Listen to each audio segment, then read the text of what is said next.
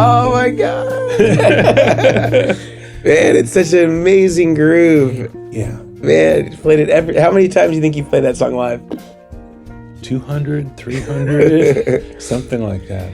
Man, well, if you don't know who's sitting right next to me, it is the great Adam Levy. And man, what an amazing experience it is to sit next to you playing this thing. And man, I'm just so excited to talk to you today about your work with Norah Jones, your work with Tracy Chapman, your work with Amos Lee, and just getting to hear from you about your approach to those songs. And I just have to say, I was telling before we started filming that one of the most inspiring things as a fellow guitar player, not at your level, is just the patience and like just that you squeeze every amount of emotion out of every single note, and it's just it's a lesson to any guitar player on just the economy and just like the beauty of the guitar sound. So thank you so much for agreeing to be here today, Adam. Absolutely, Mason. It's a pleasure to be here with you. So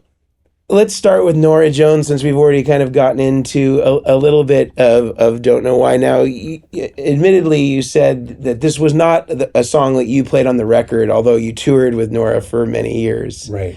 But you did play on 8 of the 12 songs on that record? Right. So can you kind of set the stage? How did you get the call? How did the record come to be? How did you become involved with it? It feels like a string of lucky dominoes, you know. Maybe that's a mixed metaphor, but yeah, a chain of lucky dominoes. I met Norah a couple years really before she had gotten her record deal or had met anybody at Blue Note. We were just playing gigs around New York, very kind of low key, brunch gigs, basically, not on big stages or anything like that. And then I moved away. And so my idea of playing gigs with Norah they weren't the songs from this record. They were more like jazz, old jazz standards, yeah. So it was kind of new to me, a lot of this material, some of which she wrote, some of which was written by Jesse Harris, some of which were kind of choice covers. So when she reached out to me and said, I'd really love to hear your sound on this record, it was a little bit based on our history of having just played very informal gigs, and also her having seen me play. There was a band in New York for a little while called Killer Joey that was led by a drummer named Joey Barron, and she had seen me play with him a bunch of times. So she knew what I sounded like playing standards because we had done it together, and she knew what I sounded like when I stretched out more and took more risks, because that's what Joey's band was about. And she wanted a mix of that on her record. So she had started recording it with a different guitar player because I had moved away. So Adam Rogers was on the demo sessions. And then these early sessions with a full band, she had Kevin Bright, who's an incredible guitar player from Toronto, and Bill Frisell. Right. So you think cool, guitar's done. Don't need any more guitar. But just some of the choices that they had, made in the studio, not so much about guitar stuff, but just the overall approach to some of the songs. They wanted to reapproach the songs. Mm-hmm. And some songs needed a new solo. So I think Shoot the Moon, if I recall, was one where the track existed, and I just played a solo on it. Yeah. In my mind, I don't have a clear memory of like tracking that with the band. Yeah. Whereas there's other songs where, I remember, okay, Brian Blade's in the studio, where, I'm in my little room, Nora's in her room, he's in his room, and like things happening live. Maybe we start then with, since you brought it up, maybe we start with Shoot the Moon. Okay. And so there's obviously kind of like that descending sort of acoustic thing that's going on. And there isn't any electric guitar in there other than that, as far as like no fills, just the solo? There is another, I did do a pass. It's interesting in thinking about knowing that we were going to get together and talk about some of these things. I went back and listened in a way that I haven't in a while. Yeah. So I started noticing, there's more layers than I thought. So yeah, you mentioned there's this acoustic guitar part that Jesse Harris played that's essentially this. So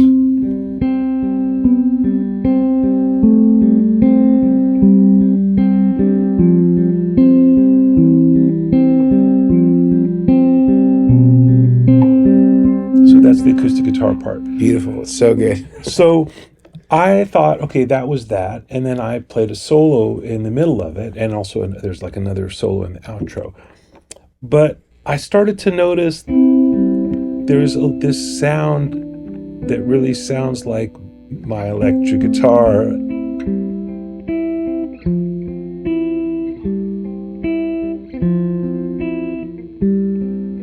Something like that.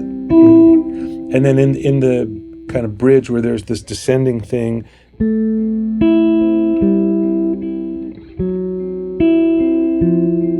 So in the acoustic part, everything kind of centers, nothing goes higher than this C. Right. So I've just taken the capo off, but so it starts with just this octave. Well, it's not even an octave, it's like a unison. Yeah. And then this goes down. So my electric part, I just let it go one note higher. So it kind of melts. It's like kind of just butter melting into the popcorn or something, like you don't notice it, but it's, if you know you're going to be on camera talking about it, you might notice it. Well, I would love to hear you play some of it. I'm curious though, first, for that song, what were you using gear-wise? Right.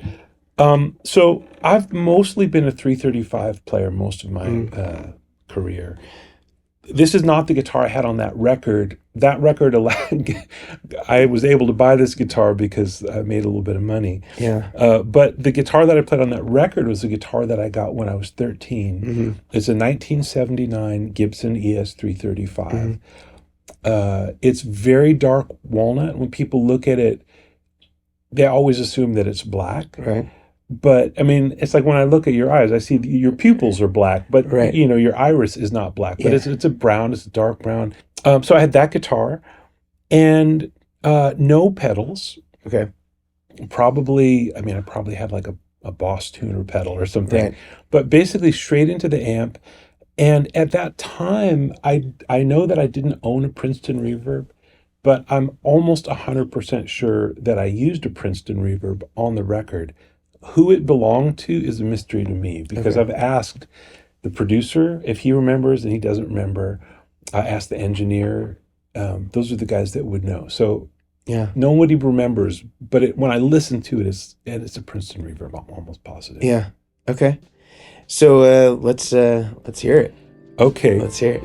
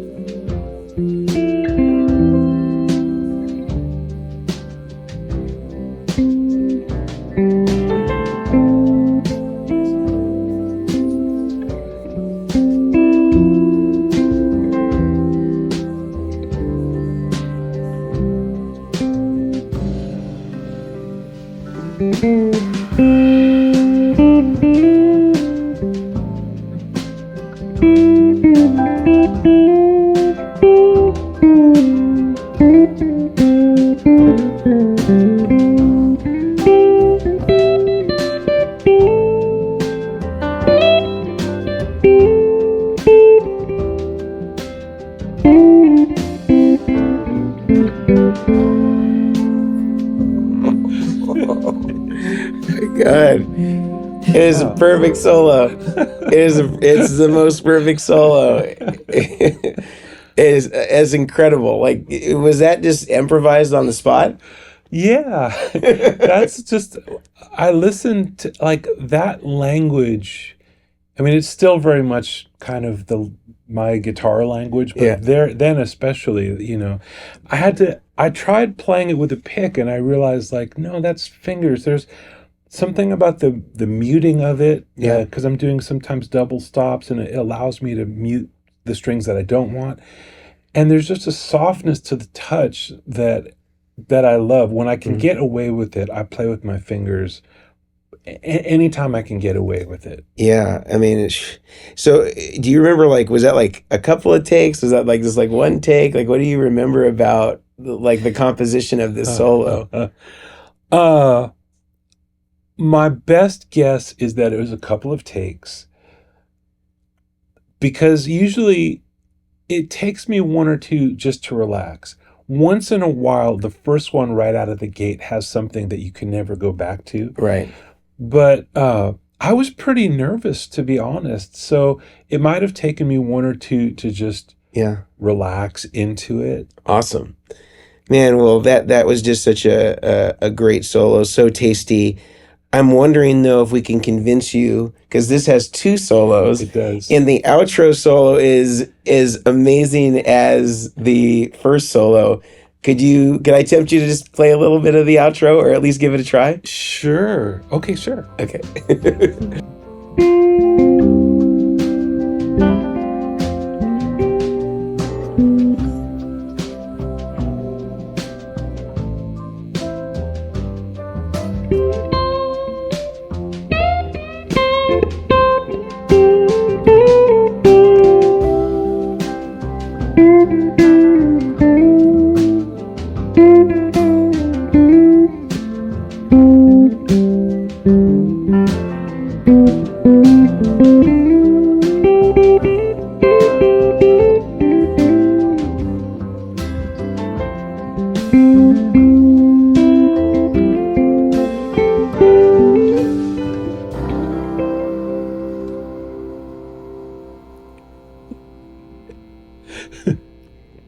Something like that. Yeah,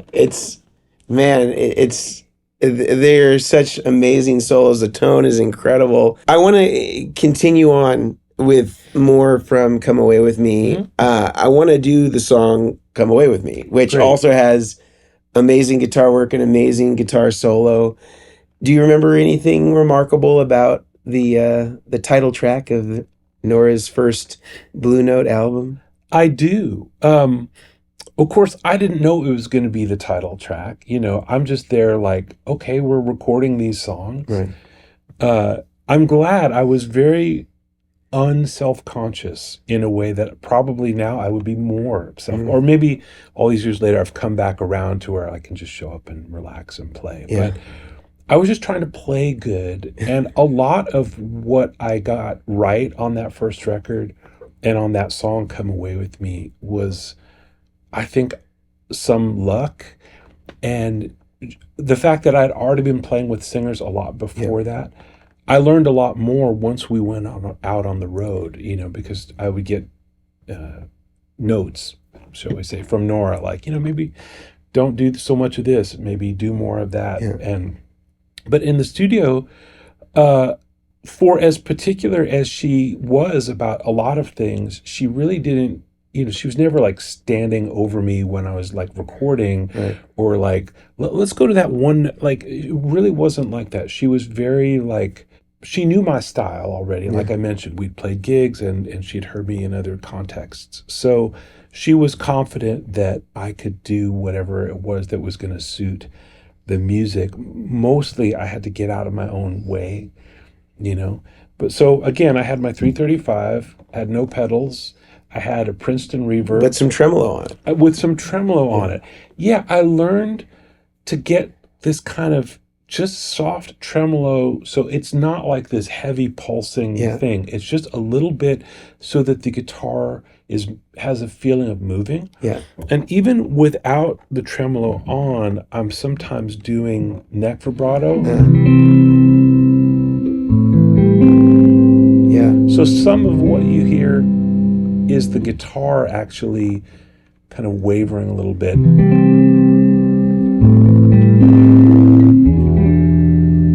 And then some of what you hear is the amp. But I found kind of a sweet spot with Fender tremolo where when I'm playing chords, you feel it. And then when I play solos or single lines, they can still pop out. You don't get this thing where you're playing a solo and half the notes are dipping below the waterline. Yeah, well, I appreciate the neck vibrato because some people on Instagram call it hipster sorcery. You know that that there's nothing that's actually happening. It's just but you are pulling the strings. Hipster sorcery. That's incredible. Well, the funny thing to me about it is and I'm going to use a pick. Where did I got all my stuff hiding here? Because it'll maybe come across, it'll just speak a little bit more. Yeah. Not the vibrato part, but just the strings will be a little more excited. I mean, I got that originally from, I had studied with Ted Green, in the late 80s. And he played a telly and used very heavy strings, which I use because of him, really. And neck vibrato, and he predated hipsters. That's what I was saying. Yeah, I'm just picturing trying to picture Ted Green, in Hipsterville. I just can't picture it. I put him in Highland Park. And he was in Encino in his little apartment, which was hip because it wasn't hip. That's what was so hip about it. Yeah. But yeah, let me turn on the tremolo on the amp, and then let's play some. Yeah.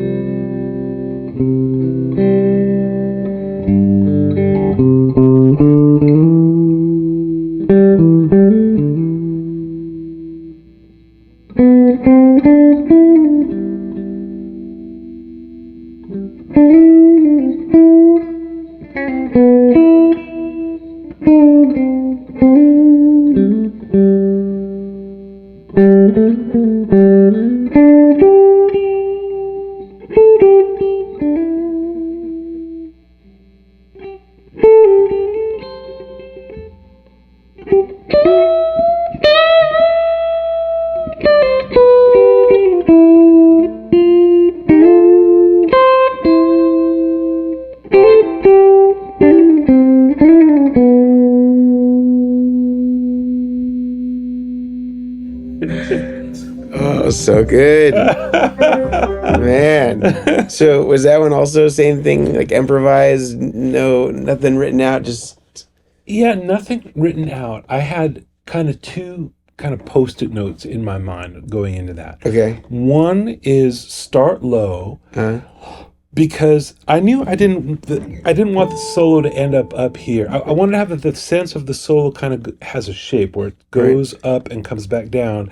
And if I started in the middle of the guitar, it was going to get too high and it would stop feeling like part of that track and just like some other thing. So starting low, I said that I had two Post-it notes. The first one was start low.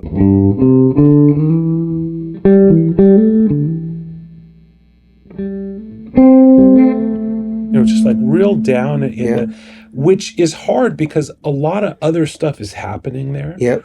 So, if you notice that my phrasing sometimes is a little bit kind of like lopsided or off kilter, it's partly because especially down that low, kick drum is on one, bass is on one, Nora's left hand on the piano is on one, more or less.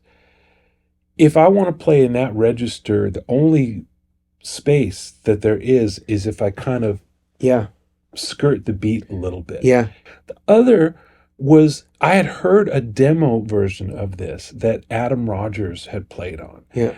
And this lick, which I have to really be careful. He does something like that on the demo version. And I could never work out if he went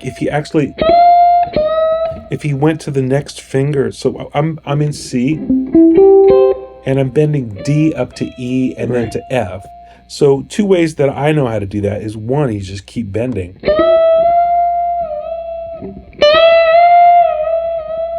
Which is like the kind of pretty version of Albert King. It's like if Albert King played pretty songs in major keys, that's what it would be. Yeah. So that's how I think of it. But it's possible you can add another finger. Right. Luca third it. You Luca third it, or if you Carlton it, you tap it, with your right hand or whatever. Yeah. So I don't know how Adam Rogers did it, but that lick on the demo really, I thought, oh, that's really beautiful.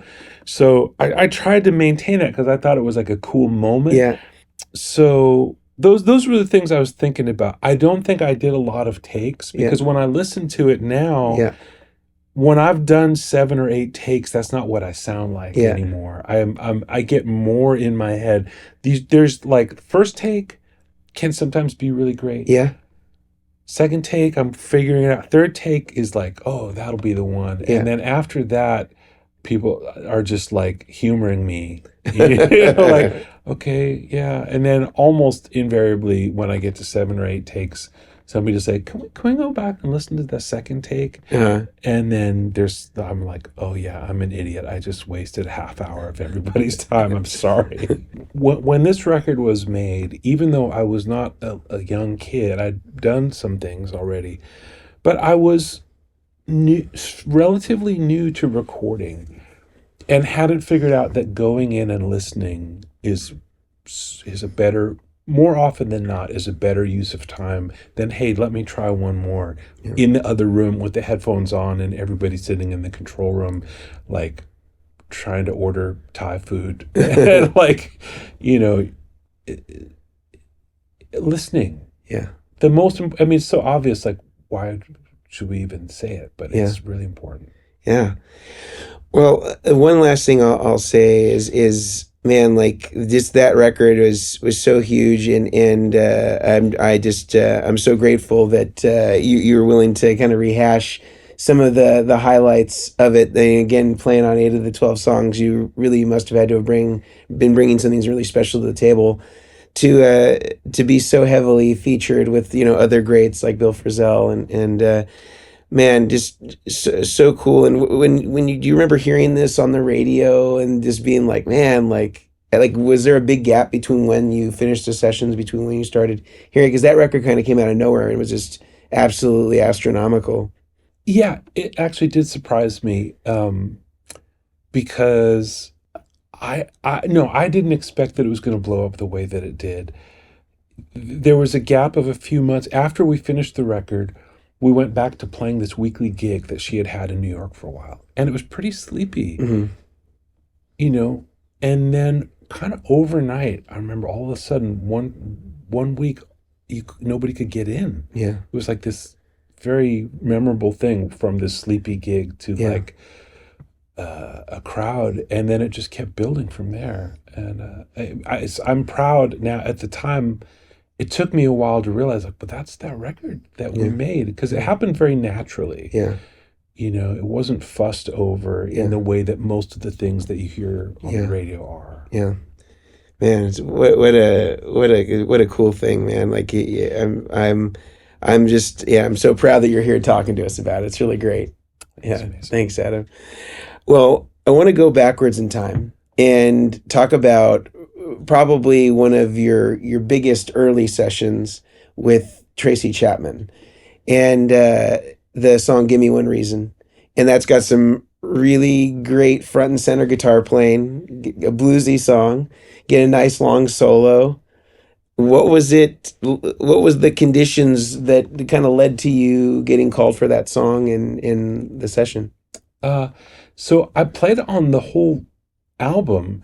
That song, "Give Me One Reason," was the big radio Right. single. But we recorded that whole album in a week Oh, at a studio up in Marin called The Site. okay.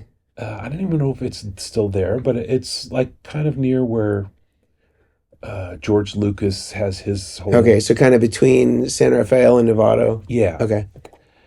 And it was a pretty well-known studio. This would have been like 95-ish, I Okay. think. Pearl Jam had recorded there. A bunch of big rock bands in the Okay. early mid 90s were making records there. I got called for that gig because she was putting a new band together Okay. from pretty much from scratch. She kept her old drummer, and somehow she knew Charlie Hunter. I always get this story a little convoluted in my mind, but essentially Charlie Hunter, the guitar player, recommended me Okay. to play with Tracy. I auditioned playing some of her old songs. Yeah. Like Fast Car and that sort of stuff. Yeah, that was the audition. Yeah. And then little by little, we started rehearsing, like not right after the audition, but once they offered me the gig, we were rehearsing every week. She Yeah. had a lockout at the studio in Oakland, Okay. Neil Sean's place, like near Fruitvale, Yeah, it's probably Jingletown or something like that. probably. And little by little, she would introduce new songs to us, and that went on for a few months. Like, so by the time we got to the studio, we had already done a lot of rehearsing, and then before we did the record, she took the band out on a short tour, very under the radar tour for somebody of her stature. Mhm. We were just playing like at colleges and stuff. It wasn't any venue that you've heard Okay. of. And to her, that was a way to tighten up the band. Mhm. You know, yeah, we've rehearsed, but let's, this is where things actually happen, is in rooms full of people. So we went out and did a little tour that was a mix of old and new songs. And then we went to the studio and started recording. The funny thing was that song, "Give Me One Reason," almost wasn't going to be on the record. If you listen to most of the record, they're more like message songs, songs with either a real just awareness. It's not a record necessarily of simple, straightforward songs in the way that "Give Me One Reason" is. It's a very accessible song. It's an older song of hers that she had never recorded, but had been playing as like an encore tune. Okay. So like prior to this record, she would go out and, play Fast Car and, her hits. And then if there was an encore, she'd come out and play this fun jam that everybody loved and send people home on a high note. Right. And I guess when the songs were coming together for this record, the producer was like, "Well, what else do you got? What else do you got?" And she's like, "Well, I have this song that's, I don't really, it's different, but people like it." So that song made it onto the record. At that time, I was listening to so much blues, B.B. King and Albert King, and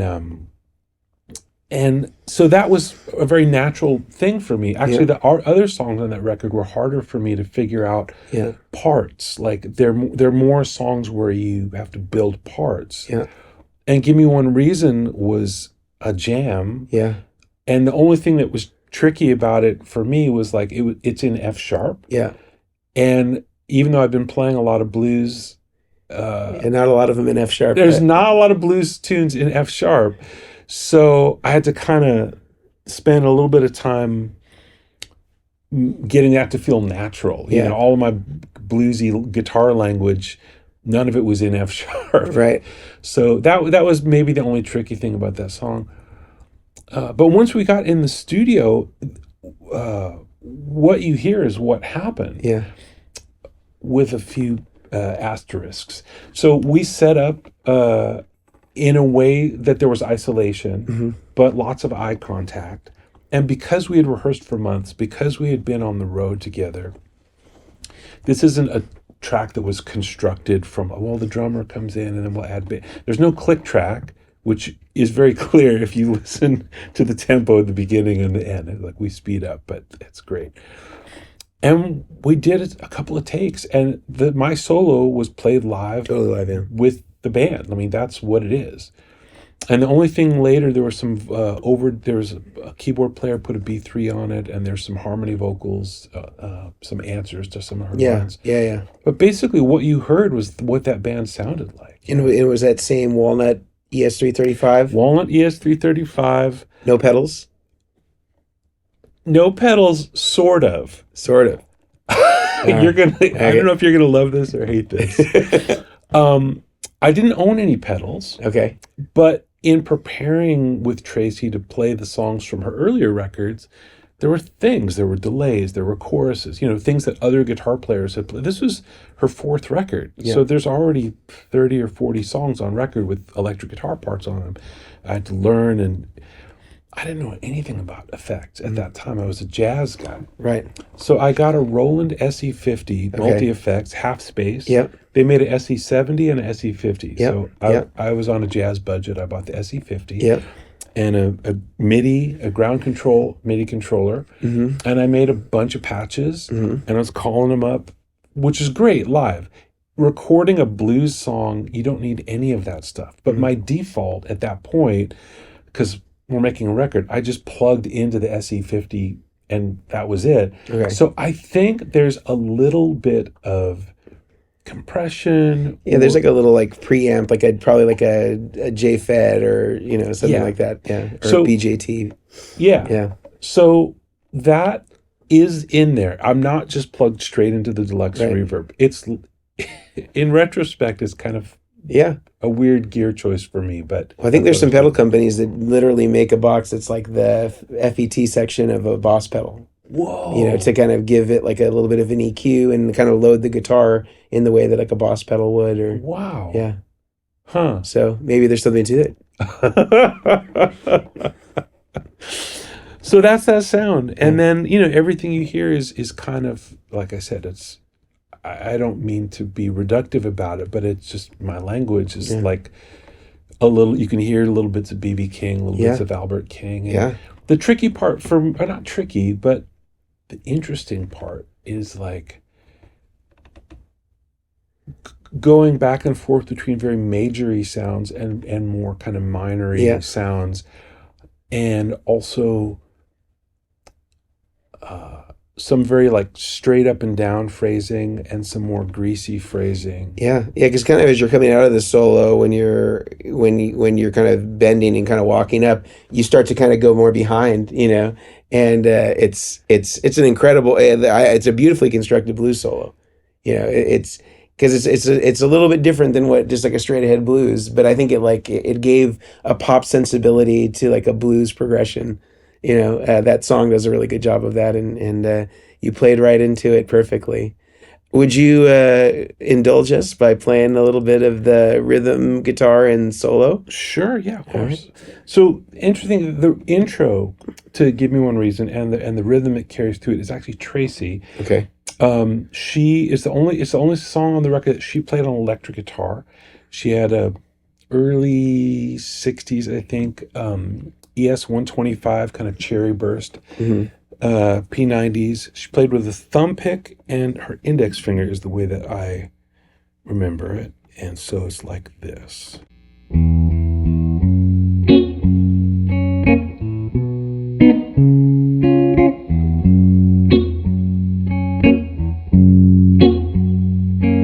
So that's the rhythm. Yeah. Yeah. I mean, she holds it down great. It's a really beautiful pocket. It's a great pocket, and in a way, like I wonder why she didn't play more electric on her records. It's pretty. I mean, that's my best impression of it. It's still a different thing when she does it. And so you're basically just waiting for there's all those fills, and then of course the solo. Yeah, the hard part for me a little bit was pacing myself because it's a pretty long tune, and she has me filling in almost from the top.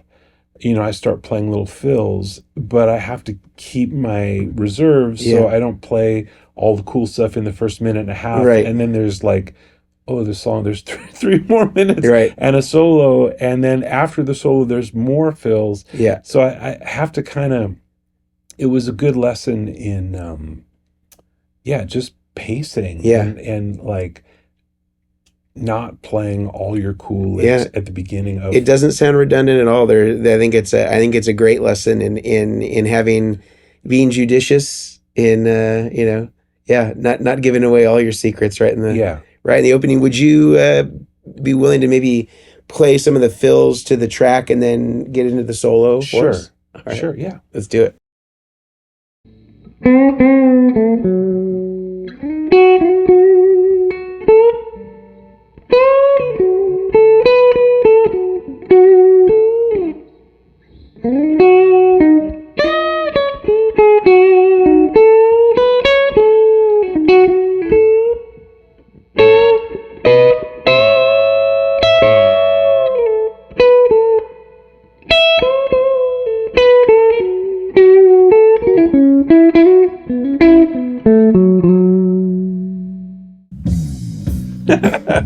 Yeah.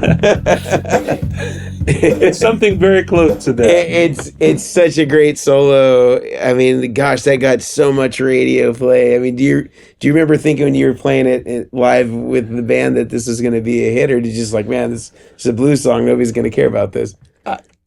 Neither one of those things. I didn't think nobody was going to care, but I didn't think it was going to be like, it won record of the year. Yeah.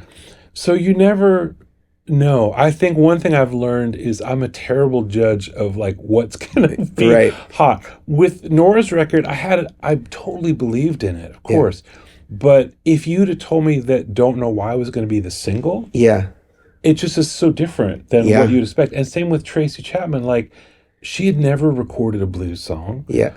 It was a very accessible song, but not necessarily like on message with what people think of, her message. So, no, I had no idea. I was just so stoked because she sings great on it.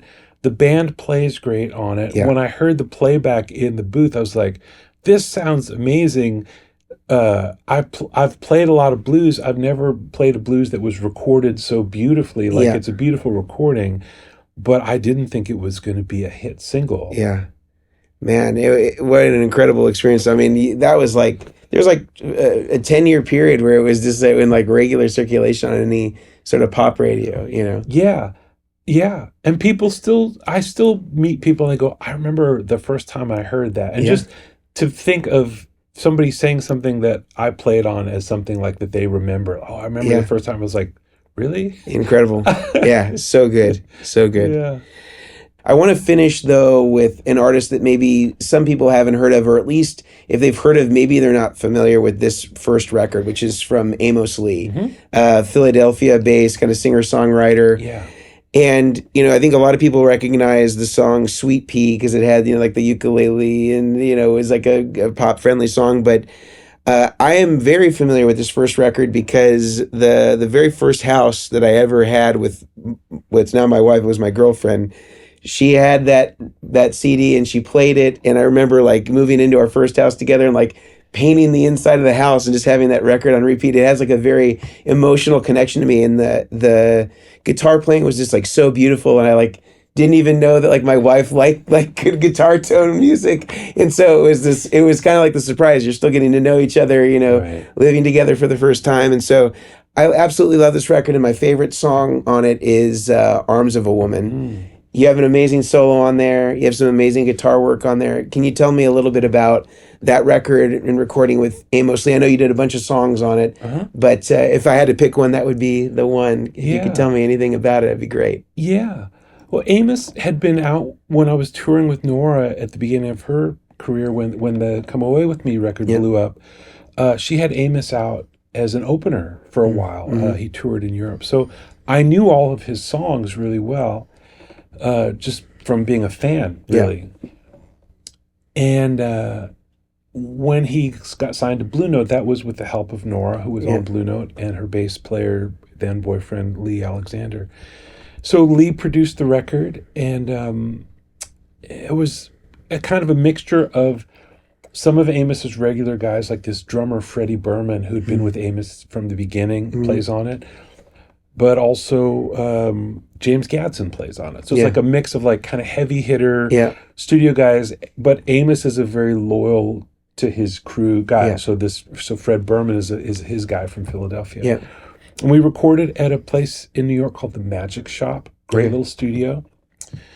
And everything was just as, we're just in the room. It's very much a band on the floor record. Not going to get a lot of takes. Yep. Because that was not what they were going for. They weren't going for polish. They wanted it to feel honest. Yeah. That's where Amos was coming from. That's what the music feels like. And so, I played a rhythm part, which is just kind of this like 12/8 thing, to complement and warm up the sound of Amos's acoustic guitar. I'm kind of ghosting it with the electric guitar. It's kind of a thing I like to do. And is there some hipster sorcery on that? There's definitely some hipster sorcery. Like basically so funny. A lot of stuff is on these middle strings. That's kind of my... Is there tremolo on the amp for this one? There is tremolo on the amp for this one. So I'm just going to pretend. Hipster tremolo. Yeah.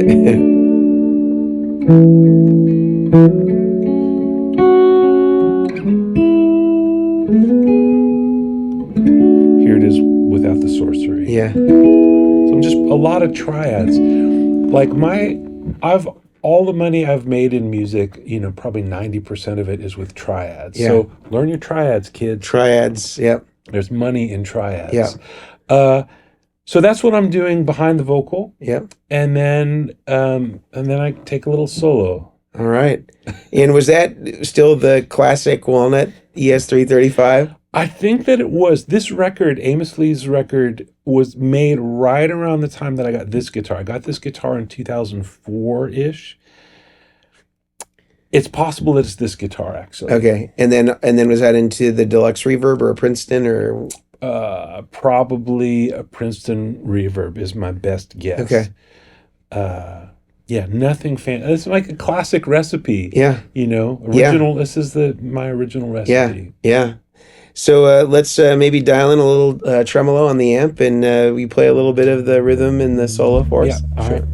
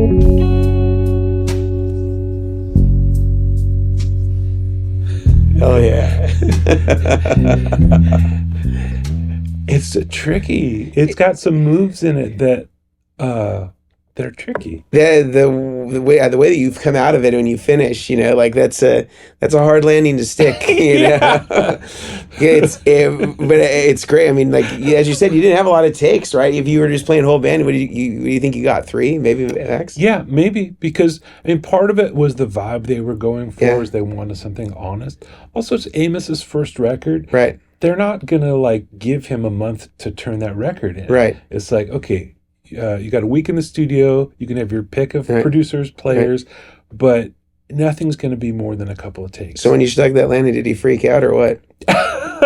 did Amos or did I? Did Amos? Yeah, because he's creating a magic moment. Yeah. If you listen to his vocal on that, it's just stunning. Yeah. Right? And his guitar playing has this beautiful pocket.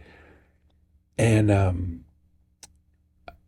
mean, at the moment, like we say, stick the landing. I'm picturing myself in a leotard. You don't have to do that, but that's what I'm picturing with chalk on my hands, But that's what it is. I mean, and that's what being a studio player is. Well, you guys are like Olympians, right? You train, but you're training for tens of thousands of hours for your glory in the 20-second solo, you know? So you have to like come in and you have to deliver the goods, and you're working all those hours for that moment. That's what it is. So yeah, that's what it is. So you did. You stuck the landing. Beautiful solo. I mean, unbelievable. If I were Amos, I would have been, freaking out. It's like, man, we got it. We got it. That was it.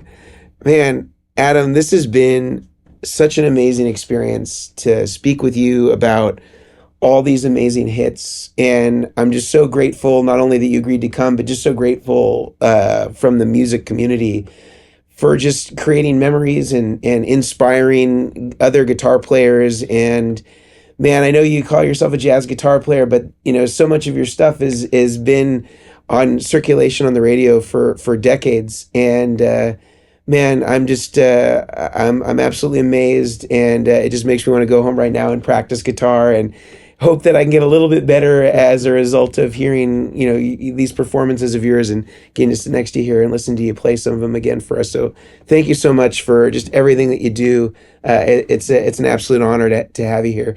And if people want to find out more about what you're up to, or they want to come and see you live, what's the best place for people to do that? My website, adamlevy.com. All right, adamlevy.com. And we'll also put all of Adam's website, socials, etc., in the notes below, so you can see that in the description.